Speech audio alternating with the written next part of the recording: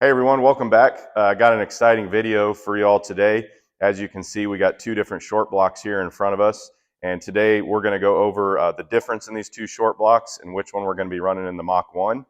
Before we jump into the video, I found something pretty cool in my closet the other day I wanted to share with y'all. So let me bring this around and show it to y'all a little bit closer here. So this is a official event t-shirt from Quick 30. So the last event that we ever took the Mach 1 to was Quick 30 in December of 2019. The following event, they chose a photo of the Mach 1 to use for their t-shirt for the event, which I thought was really cool. Just to be chosen for that. But what was more special about this event this was the last time, like I said, the last time we ever had the car at the track, and my buddy Hayden was actually driving the car in this photo, and he ran his first 8-second pass. And what was even more cool was his dad was there with us, Brian, who was like a big brother to me. I loved him to death. And we unfortunately lost Brian to cancer in 2020. It was very abrupt. At this point in time, we didn't even know he was sick. And then less than a year later, he was gone. So you never know, how long you have the people you love. So make sure you cherish them. I have hardly ever worn this T-shirt because it has a lot of sentimental value to me, just the memories attached to it. So I actually want to get it framed and put it up in the shop. I think that'd be kind of a cool little reminder of him. So be sure to subscribe to the videos, leave some comments, and let us know what you guys think about these two different short blocks and which one we chose to run. And let's jump into this video.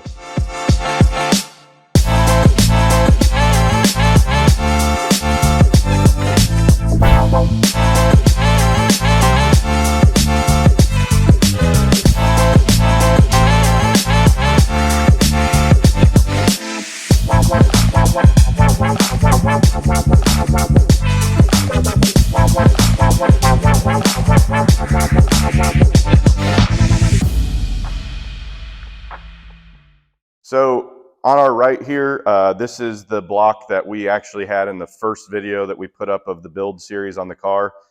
This is a Predator block, which comes in the GT500, the 2020 plus GT500.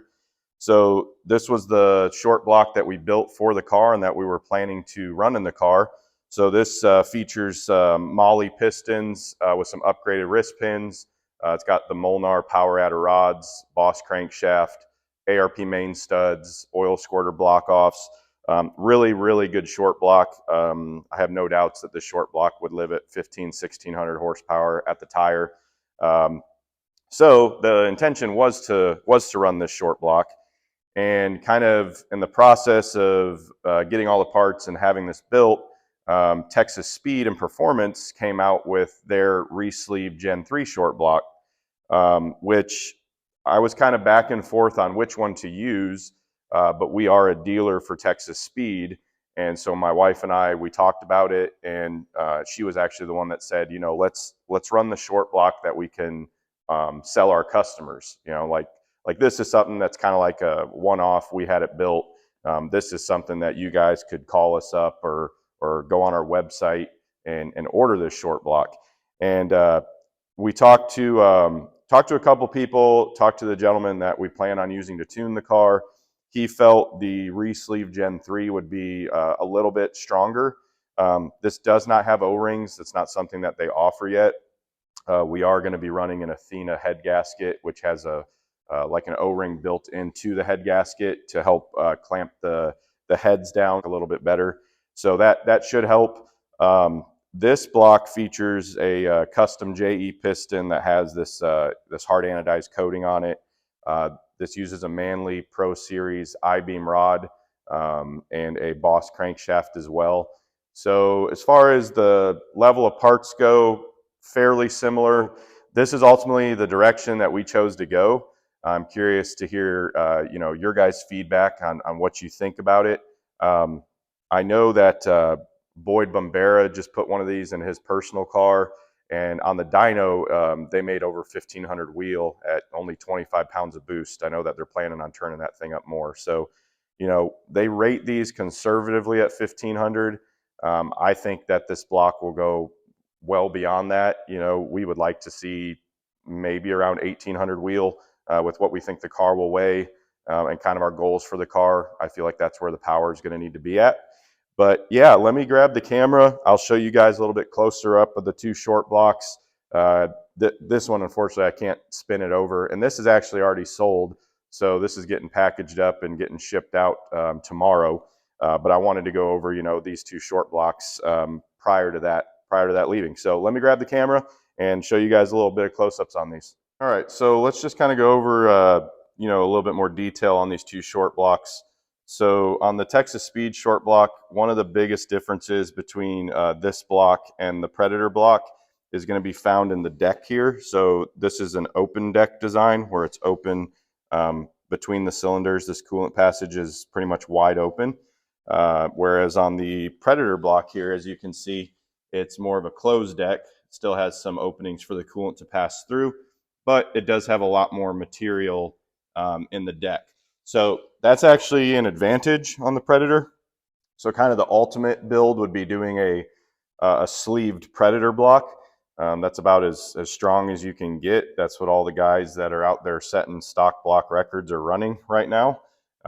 There's really nothing better than that other than going to like a billet block, but then obviously you're no longer running a stock cast block. The Gen 3 block here does have the Darton sleeves, which is kind of the darker ring that you see around the cylinders. So I would probably give the advantage to this short block based on that. The Predator block, they don't actually use sleeves. They use a spray-in liner. And while they are extremely strong, I've seen a couple people that have got to be making 1,800 horsepower with how fast they've gone on these things and the weight they're doing it at. The disadvantage to the spray-in liner is if you were to ever damage one, you know, you scuff up a wall or you damage a piston, whatever it is, you cannot bore those. You would have to sleeve the block at that point. So with the Darton sleeves being in this block, if you ever damage one, you could either bore it or you could have that sleeve replaced, just depending what makes the most sense at that time. Let me go ahead and flip this over. This has the hard anodized coating, which you could see. It looks pretty cool. My experience is that this stuff usually wears off after some heat cycles go through it. But yeah, let me go ahead and flip this short block over for you. Show you the bottom end here. So this features the ARP main studs, just like the other short block we built. It's got the Manley I-beams in there. Kind of hard to see them, but they also feature ARP 2000 hardware. It's got the oil squirter block offs, which I think you can see. Yeah, you can kind of see one down there. And then the JE pistons, Boss crankshaft. So pretty similar short blocks, honestly, as far as the level of parts between the two of them. I'm curious to hear, you know, y'all's thoughts on it. Which one you guys would have chosen to run? I think my wife made a great point in running the Texas Speed short block. It allows us the opportunity to run something that we can sell to y'all, and you know, I think that we could go pretty quick with that thing, and maybe down the road we'll sleeve one of these Predator blocks and O-ring it and push the thing even further. So I hope you all enjoyed today's video. Can't wait to see what you guys think about, you know, the direction that we went on the short block and which one you would have chosen maybe for your build. We're very excited to run this Texas Speed short block.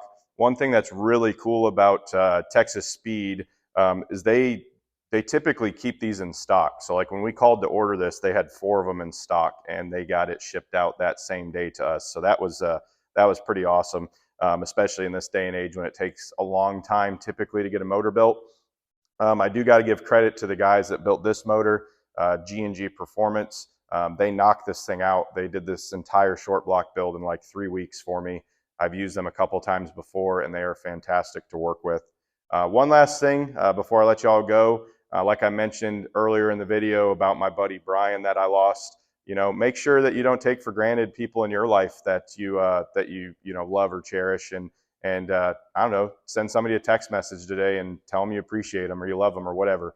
We'll see you guys in the next video, and thank you as always for watching.